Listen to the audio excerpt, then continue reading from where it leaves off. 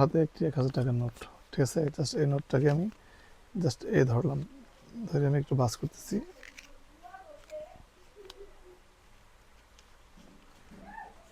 এই বাস করলাম, জাস্ট এই টাকাটা আমি টাকার মাঝ বরাবর এই প্রবেশ করে নিলাম।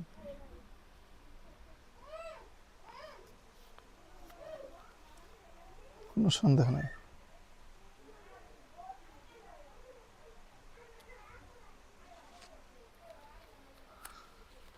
জাস্ট টাকাটা ছেড়ে নেই। ম্যাজিকটা কীভাবে করলাম আমি আপনাদেরকে শিখাই দিচ্ছি।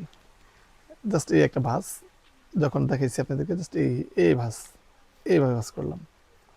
আসলে ভাঁজটা করছি এইভাবে, জাস্ট টাকা এই যে দিক দিয়ে আমি ঢুকাইছি কলমটা।